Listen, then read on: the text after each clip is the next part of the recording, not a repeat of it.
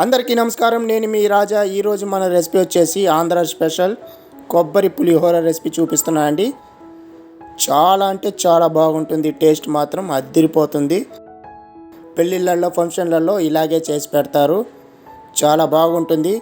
చాలా సింపుల్ మెథడ్లో నేను మీకు చేసి చూపిస్తాను. ఇలాగే మీరు కూడా చేసుకోండి. తప్పక ట్రై చేయండి. పూర్తి వీడియో చూడండి, ఎక్కడ స్కిప్ చేయకండి. అప్పుడే మీకు అన్నీ కరెక్ట్గా కుదురుతాయి. ఇంకా లేట్ చేయకుండా వీడియోలోకి వెళ్దాం రండి. ముందుగా ఒక మిక్సింగ్ బౌల్ తీసుకోండి. ఇక్కడ నేను బాస్మతి రైస్ యూజ్ చేస్తున్నానండి. మీకు ఇంట్లో నార్మల్ రైస్ అయినా మీరు యూజ్ చేసుకోండి. అవైలబుల్ ఉంటే బాస్మతి రైస్తో చేసుకోండి, టేస్ట్ బాగుంటుంది. నీళ్ళు పోసుకొని ఒకసారి బాగా కడుక్కోండి. కడిగి తర్వాత నార్మల్ వాటర్ పోసుకొని ఒక 15 నిమిషాల పాటు నానబెట్టుకోవాలి. ఈ లోపల స్టవ్ మీద ఒక పాత్ర పెట్టుకొని అందులోకి మనం ఒక గ్లాసు రైస్ తీసుకున్నాం కాబట్టి ఇక్కడ 4 గ్లాసులు వాటర్ పోసుకుంటున్నాను.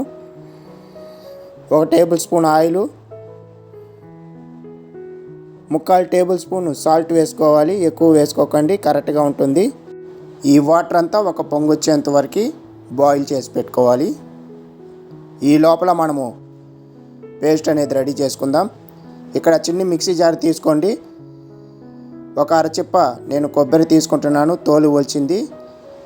మీకు కావాలంటే తోలుతోనే వేసుకోవచ్చు.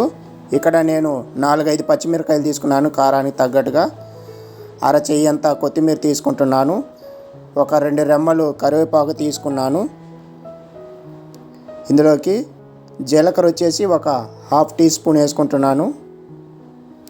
1/4 టీ స్పూన్ ఉప్పు వేసుకుంటున్నాను.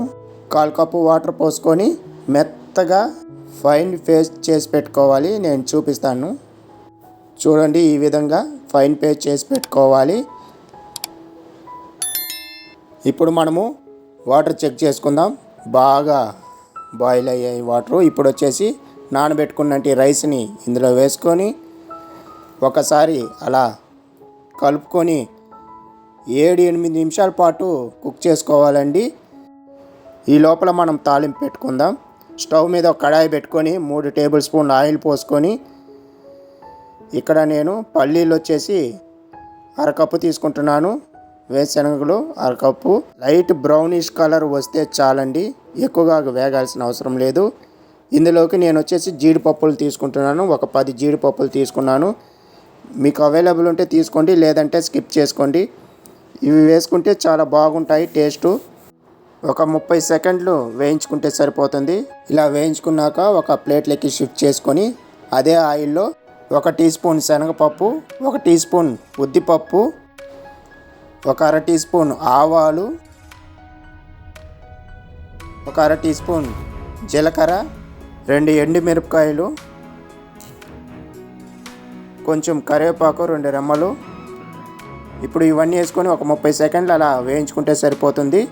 ఇలా వేయించుకున్నాక ఇందులోకి మనం గ్రైండ్ చేసి పెట్టుకున్న పేస్ట్ మొత్తాన్ని వేసుకొని స్టవ్ సిమ్లో పెట్టుకొని బాగా ఫ్రై చేసుకోవాలండి. పచ్చివాసన పోయేంత వరకు ఒక 2 నిమిషాల పాటు ఫ్రై చేసుకుంటే సరిపోతుంది. ఇందులోకి ఇంగువ పొడి 1/2 టీ స్పూన్ వేసుకుంటున్నాను. కొంచెం పసుపు పొడి, 1/4 టీ స్పూన్ ఉప్పు వేసుకుంటున్నాను. ఇవన్నీ వేసాక జస్ట్ 1 నిమిషం పాటు అలా వేయించుకుంటే సరిపోతుంది.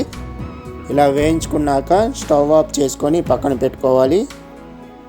ఈ లోపల మనము రైస్ చెక్ చేసుకుందాం. చూడండి, 7-8 నిమిషాల తర్వాత నేను రైస్ చూస్తున్నాను. ఎంత పర్ఫెక్ట్గా ఉడికిందో చూడండి. ఈ మాదిరిగా ఉడకాలి. ఇప్పుడు స్టవ్ ఆఫ్ చేసుకొని వాటర్ అంతా డ్రైన్ చేసుకొని ఒక పెద్ద బౌల్లోకి షిఫ్ట్ చేసుకోవాలి రైస్ అంతా. తర్వాత ఇందులోకి మనము ఫ్రై చేసి పెట్టుకున్న పేస్ట్ అంతా వేసుకొని బాగా కలుపుకోవాలండి. ఇంతేనండి, చాలా సింపుల్గా చేసుకోవచ్చు. ఆఖరిగా మనం ఫ్రై చేసుకున్న జీడిపప్పు, వేరుశనగలు, కొత్తిమీర వేసుకొని బాగా కలుపుకోవాలి. ఈ వీడియో మీకు నచ్చినట్లయితే లైక్ చేయండి, షేర్ చేయండి, కామెంట్ చేయండి ఎలా వచ్చిందని. మరిన్ని వీడియోస్ కోసం నా ఛానల్ సబ్స్క్రైబ్ చేసుకోండి. మళ్ళీ వీడియోలో కలుద్దాం. ధన్యవాదాలు.